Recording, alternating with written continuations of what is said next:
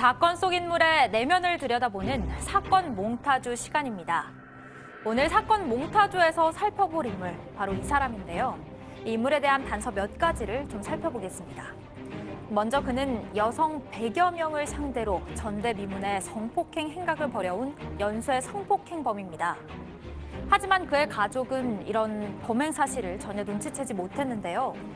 그가 낮에는 성실한 가장으로, 밤에는 연쇄 성폭행범으로 이중 생활을 이어왔기 때문입니다. 그가 검거된 직후의 한 말을 한번 들어보겠습니다. 가족에게 미안합니다. 이제 어떻게 얼굴을 볼 수 있을지. 내 딸이 성폭행 피해를 당한다면 괴롭겠지요. 네, 오늘 사건 몽타주의 주인공, 바로 이중구입니다. 오늘 사건 몽타주에서 살펴볼 인물은 소위 대전 발발이라는 별칭이 붙었던 이중구입니다. 오늘 이중구에 대한 집중 탐구를 도와주실 전문가 두 분을 모셨습니다. 이수정 경기대 범죄심리학과 교수, 그리고 박재일 경찰수사연수원 교수 모셨습니다. 어서 오세요. 네, 안녕하십니까. 네, 이중구에 대해 자세히 알아보기 전에 이중구가 어떤 범행을 저질렀는지부터 짚어보겠습니다. 이름 이중구, 1960년 충청남도 공주시에서 태어났습니다. 이중구는 지난 1998년 2월부터 2005년 10월까지 대전과 충북 청주 등 전국 주택가에서 부녀자 100여 명을 성폭행하고 강도 행각을 벌였습니다. 그는 대담한 범행, 범죄 단서를 남기지 않는 날렵함과 치밀함 때문에 경찰관들 사이에서 소위 발발이라고 불렸는데요. 성폭행 사건 현장에서 확보한 범인의 유전자와 그의 DNA가 일치한다는 국립과학수사연구소 감식 결과가 나오면서 덜미가 잡혔습니다. 이중구는 지난 2006년 1월 서울의 한 PC방에서 검거됐고 이듬해 무기징역형을 확정받았습니다. 네, 이수정 교수님, 네. 오랜만에 와주셔서 고맙습니다. 네, 많이 네, 바쁘시죠? 네, 감사합니다. 네, 이 연쇄 성폭행범 이중구, 참 이 별칭이 마음에 들진 않지만 발발이라고 이렇게 알려졌잖아요. 그 이유 좀 설명을 해주시죠. 네, 뭐 발발이라는 용어로 연쇄 성범죄자들을 지칭하는 일은 그렇게 드문 일은 아닙니다. 네. 그런데 이제 초기에는 이제 이런 식의 명칭들이 많이 사용이 됐고요. 네. 그래서 제가 이번에 발발이가 대체 뭔지 찾아봤더니 이번에 찾아보셨어요? 네, 뭐 패키니즈라는 어떤 개. 네. 근데 이제 그 개가 원래는 중국 순종이었는데 이게 이제 한국으로 넘어오면서 예. 일종의 믹스견, 잡종견이 이제 됐다고 해요. 예. 그래서 몸집은 작은데요. 그런데 우리가 흔히 볼 수 있는 약간 얼럭덜럭한 이제 시골집에 가면 집을 지키고 있는 그런 이제 잡종견을 발발이라고 부르는데 예. 제가 개인적으로 생각하면 이 용어가 매우 잘못됐다 이런 생각이 드는 것이 피해자 입장에서 보면 그냥 단순히 지나가다가 개한테 물린 건 아니잖아요. 아니죠. 절대로 그런데 아니죠. 이제 이것을 이렇게 희화화한 용어를 쓰다 보니까 마치 피해도 희화화할 정도로 굉장히 뭐 중대한 범죄가 아닌 것처럼 이렇게 취급되는 건 굉장히 불만입니다. 그렇기 네. 때문에 연쇄 성폭행을 이런 식의 발발이라는 용어로 언론에 보도하거나 또는 실무에서 쓰는 일은 좀 지양해야 되지 않을까 네. 그런 생각이 듭니다. 네. 예. 좀 아쉬움이 있는 용어이긴 한데요. 박재일 교수, 네. 그 당시에도 경찰관이었잖아요. 네, 그죠? 맞습니다. 경찰에서는 상당히 오랜 기간 검거되지 않으면서 네. 정말 그 속을 썩였던 연쇄 성폭행범이고요. 네, 맞습니다. 어떻게 기억하고 계십니까? 이 이중구 사건은 아주 개인적으로 독특한 기억이 하나 남아 있는데 저희 뭐죠? 이제 수사 형사들이 일정한 주기로 직무 연수를 받고 있지 않습니까? 네, 그렇죠. 그래서 직무 교육 기간 중에 이제 같은 방을 썼던 룸메이트 중에 한 사람이 이 사건에 4년째 집요하게 매달리던 수사 형사가 같이 방을 쓰게 됐었는데. 그랬습니까? 네, 그때 예. 장기간 대전 청주 지역에서 있었던 이런 일들을 추적하고 있다면서 네. 이제 관련 이야기들을 해주고 이걸 꼭 잡고 싶다고 막 이야기를 하면서 자기 수첩에서 뭐 사진을 하나 꺼내는데 보통 사람들은 수첩에서 꺼낼 때 가족들 가족 사진이지만 그렇죠. 예. 네, 저 발바리에 몽타주 사진을 꺼내가지고 이 사람을 꼭 찾고 있다라고 막 얘기를 했던 이런 예. 기억들이 아주 강렬하게 남아 있습니다. 그래서 그 교육 연수 기간이 지나고 나서 몇 년 있다가 이제 대전 발바리 사건들이 언론을 통해서 알려지고 네. 또 엄청난 피해자 그래서 아주 굉장히 강렬한 기억들이 남아 있습니다. 그 당시에는 알려지지 않았을 때네요. 네, 맞습니다. 4년간 쫓다가 못 잡고 있는 한이 맺혀 있었던 네, 형사랑 맞습니다. 네. 같은 방을 쓰셨군요. 네, 맞습니다. 예. 네, 지금부터는 발발이라는 표현 대신 연쇄 성폭행범 이중구라고 부르겠습니다. 연쇄 성폭행범 이중구의 범행은 굉장히 대담한 것으로 알려졌습니다. 그가 어떤 수법으로 범행을 저질렀는지 당시 경찰관들의 말을 들어보겠습니다. 칼로 제압을 하고 엎드리게 해 눈을 보이지 않게 하기 때문에 3명이든 4명이든 자기가 보이지 않는 상태라서 누가 경계하고 있는지 없는지 의식하지 못했어요. 그래서 피해자들이 저항을 못하고 피해를 당했어요. 한 집은 3개월 만에 2번이나 갔어요. 상당히 장시간 머물면서 샤워도 하고 담배도 피고 대화도 나누고 이런 사례가 많습니다. 경찰은 죽었다 깨어나도 나를 못 잡을 것이다. 이렇게 호언장담했더라고요. 네, 이중구는 100여 건에 달하는 그야말로 전대미문의 연쇄 성폭행 행각을 벌였습니다. 이수능 교수님, 네. 뭐 대한민국 최고의 범죄 심리학자신데 이 사건에 대해서 어떻게 우리가 봐야 될까요? 글쎄 일반적인 강간 사건 같은 경우에 사실은 모르는 사람을 공격하기보다는 사실 뭐 알았던 관계, 뭐 주변에 있던 사람 이러다 보니까 피해자 가해자가 면식관계에 있는 경우들이 반 이상 되거든요. 많죠. 예. 네, 그런데 문제는 지금 이 사건 같은 경우에 거의 대부분 비면식 관계에 있는 피해자를 노렸다. 네. 그렇기 때문에 이제 아마도 지금 이런 사건은 지금으로서는 사실 발생하기가 무지하게 어려울 텐데, 그렇죠. 뭐 그런 차원에서 보면 최근에 일어나는 이제 강간 사건하고는 약간 양상이 다르다라는 네. 거고요. 그런데 이제 이 사람의 어떤 독특성, 개인적인 특성을 좀 생각을 해보면 어릴 때 소년 종가부터 시작을 했고 굉장히 어떤 불법에 대한 어떤 친화적인 사고를 많이 했던 것 같고 예. 키도 굉장히 왜소하고요. 굉장히 작죠. 네, 예. 157cm밖에 안 되고 네. 학력을 보면 초등학교 중퇴예요. 졸업도 하지 못한. 그러다 보니까 아마도 이런 종류의 이제 남자, 평균 남자로서는 굉장히 좀 부족한 부분이 많이 있잖아요. 네. 그런 것들을 아마도 연쇄 성폭행을 통해 가지고 약한 여성들 앞에서 예. 일종의 남성성을 회복하는 계기로 삼았던 거 아니냐 이런 생각을 이제 와서는 해볼 수가 있겠죠. 네. 네, 경찰은 그동안에 전국 성폭행 피해 여성들로부터 채취한 범인의 DNA와 이중구의 DNA 등에 대해서 유전자 감식을 벌인 결과 이중구를 유력한 용의자로 특정하고 공개 수사에 나섰습니다. 그리고 2006년 1월 서울 강동구 천호동의 한 PC방에서 이중구를 붙잡을 수 있었습니다.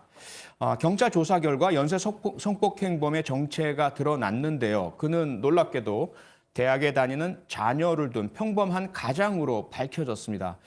당시에 정말로 큰 충격이었는데요. 유수영 교수님, 이거 어떻게 우리가 이해를 해야 될까요? 평범한 가장이 이렇게 밤에는 연쇄 성폭행범으로 돌아다녔다. 네, 뭐 그 당시의 상황을 우리가 고려를 하지 않을 수 없을 것 같고요. 예.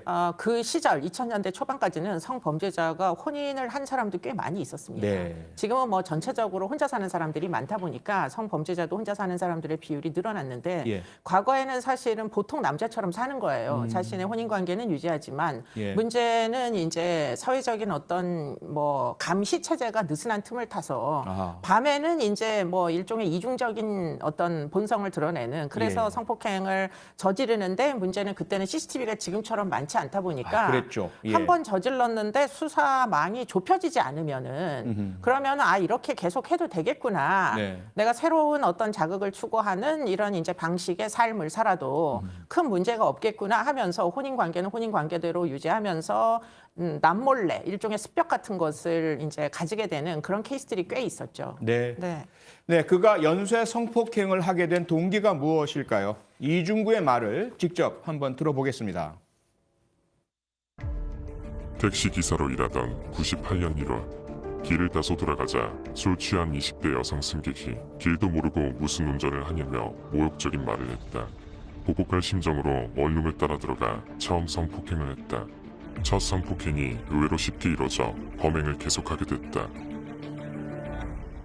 네, 택시기사로 일하던 당시에 술 취한 여성 승객이 자신에게 모욕적인 말을 해서 이에 보복하려고 성폭행을 처음 하게 됐다는 이중구의 이 말. 뭐 이 범죄자의 말 그대로 믿을 건 아니겠지만 어쨌든 네. 자신의 범행 동기를 스스로 밝힌 거니까요. 네. 박재일 교수 이거 어떻게 해석하십니까? 피해자가 모욕적인 말을 해서 성폭행 범죄를 저질렀다는 저 말은 결국은 피해자한테 자신의 범죄 행위를 범죄 행위의 책임을 떠넘기는 책임 일에 전가. 따른 거죠. 그렇죠. 예. 네, 그래서 아마도 이런 모욕적인 행위들이 있었는지는 실제로는 알 수 없겠지만 예. 실제로 있었다 하더라도 없었다 하더라도 아마도 이런 이중구의 범죄적인 성향 습벽은 어느 순간에선가 발현이 됐을 거라고 봐집니다. 그렇죠. 앞서 이수정 교수님께서 손상된 남성성, 네. 왜소하고 또 성취도 못하고 남에게 네. 놀림받을 만한 네. 그런 부분들에 대한 열등감 같은 것들을 열등감. 엉뚱한 방향으로 표출한 것이 본질일 텐데 네, 맞습니다. 어쨌든 본인 주장은 네. 그 탓을 피해자에게 돌리면서 맞습니다. 나를 저희를 합리화하고. 모욕했으니까 합류하는 네. 거죠. 네, 이렇게 봐야 될 것 같고요.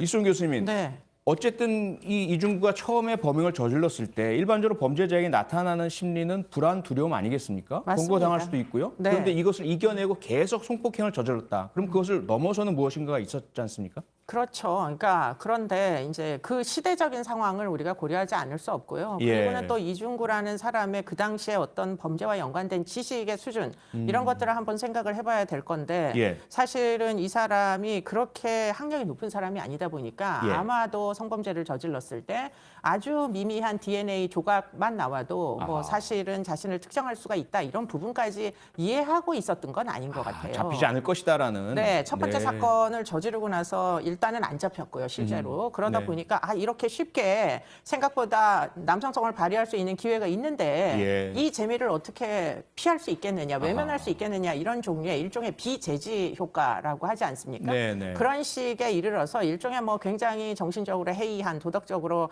해이한 상태에서 지속적으로 계속 이제 일종의 중독 사이클처럼 이게 예. 연쇄 범죄는 일종의 사이클 같은 게 나중에는 생기거든요. 그렇죠. 그래서 뭐 굉장히 이제 어떻게 보면 욕구 불만이 막 쌓이는 순간에 나와서 범죄를 저지르고 만족을 하면 일정 시간 냉각기가 오지만 다시 또 현실에서 여러 가지 스트레스가 발생하면 예. 또 그 자극을 추구하는 예, 예. 그래서 일종의 중독 사이클처럼 진행이 돼서 결국은 100여 명의 피해자가 이른 거 아니냐 이렇게도 볼 수 있겠습니다. 네네.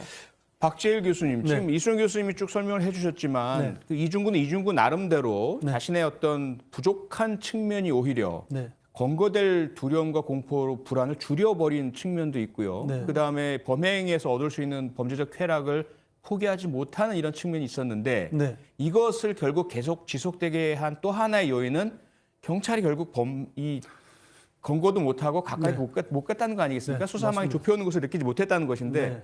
정말 한탄스러운 일인데 어떻게 보세요? 왜 그랬다고 생각하십니까? 네, 당시에는 CCTV와 같은 하드웨어적인 어떤 수사 인프라가 좀 빈약했다고 할 수 있겠습니다. 그랬죠. 네, 예. 그래서 수사 인프라가 빈약한 수준에서 활용할 수 있는 현실적인 수사 방법은 정보들을 수집하는 뭐 인적 증거 또는 탐문 수사의 방식들에 의존하게 되는 거죠. 예, 예. 그런데 탐문 수사를 해보면 수사 형사들 눈에 자주 포착되는 건 이상적인 지점들인데 네. 예를 들면 뭐 PC방에 장시간 들어 있거나 그렇지 않으면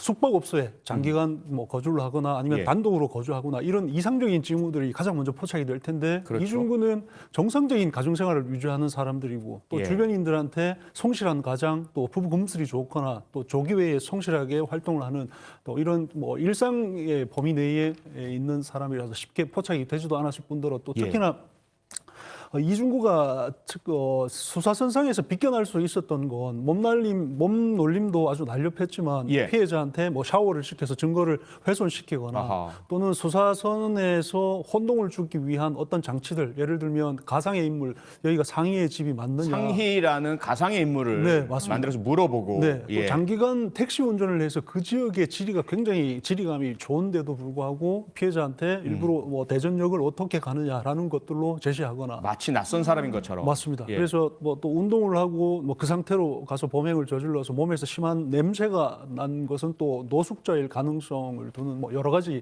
그때 혼선을 그랬죠. 초래한- 네, 그 맞습니다. 냄새라는 것에 초점을 맞춰서 막 그 노숙자나 또는 그 중장비라든지 네. 그런 냄새가 많이 나는 직종 종사하는 사람들에게 수사망이 집중됐던 그 기억이 네. 있습니다. 네, 맞습니다. 이런 수사선들이 하나 설정이 되면 모든 수사 인력들의 에너지들이 거기에 집중되는 그래서 네. 어떤 의혹들이 사라질 때까지 확인하는, 검증하는 이런 절차들을 거치게 되는데 이것이 장기간 수사로 이어졌고 결국은 또 다른 피해자를 양산하는 일들로 연결되지 않았을까. 수사기관에 몸담은 한 사람으로 아주 책임감을 느끼고 있습니다. 좀 통탄스러운 사건이었죠. 네. 한스럽고. 네. 네, 앞서 잠깐 언급했던 것처럼 이중구는 한 번 성폭행한 여성을 3개월 만에 또다시 찾아가서 성폭행하는 잔혹함도 보였고 피해 여성들에게 경찰은 죽었다 깨어나도 나를 못 잡을 것이다 라며 경찰을 조롱하기도 했습니다. 네. 박재일 교수 좀 전에도 말씀 주셨지만 네. 정말 경찰로서는 통탄하고 또 네. 부끄럽기도 하고요. 네. 또 분노할 만한 이런 이야기 아닙니까? 아, 네, 맞습니다. 그래서 조금 전에 말씀드린 대로 뭐 하드웨어적인 측면에서 인프라가 부족한 건 뭐 그때 당시에 어쩔 수 없었던 일이겠지만 예. 수사선들을 좀 더 촘촘하게 조밀하게 만들어내고 또 추적 과정들을 단축을 해서 네. 조기에 검거했더라면 최소한 3개월 전에 범행했던 대상자를 다시 찾아가거나 또 경찰관들이 나를 죽었다 깨어나도 잡지 못할 것이다라는 조롱을 듣는 일들은 없지 않았을까 예. 아쉬움이 있습니다. 이수영 교수님 어떻습니까? 뭐 상당히 경찰로서는 아프기도 하고 한스럽기도 하긴 하는데요. 앞서 이제 박재열 교수 이야기 중에 그 전에 일어났던 사건들에 비추어서 전통적인 수사기법, 이런 범죄자들은 조금 일상에서 벗어나 행동을 할 것이다. 머무는 곳도 노숙이라든지 허름한 곳을 전전할 것이다. 그런 어떤 선입견이 어쩌면 많은 좀 장애 요소로 작용한 것 같은데요. 네. 그럼 어떻게 보세요, 교수님? 뭐 충분히 그럴 수 있을 거라고 생각이 들고요. 아마도 이중구라는 친구가 소년범부터 시작을 했기 때문에 이미 조발 비행을 했기 때문에 아마 형사 사법기관을 들락거리는 경험 같은 것들이 많이 있었고 그러면 수사를 어떤 방식으로 하는지 하는 것들을 너무나 잘 알고 있던 사람 같습니다. 예. 그러다 보니까 수사에 혼선을 주는 이제 뭐 상이라는 인물은 사실 실존하지도 않았던 인물인데 마치 그렇죠. 이제 실존하는 인물인 양 뭐 이렇게 이제 뭐 가공 인물을 내세우기도 하고 네. 그런데 이제 곰곰이 생각해 보면 이게 이렇게까지 이제 수사가 뭐 100명씩이나 거의 한 7년 가까이 사건이 해결이 안 됐던 가장 근본적인 이유가 뭔가 하고 이제 곰곰이 보니까 문제는 친고죄가 있었어요. 그 시절에는. 아, 맞아요. 예. 네.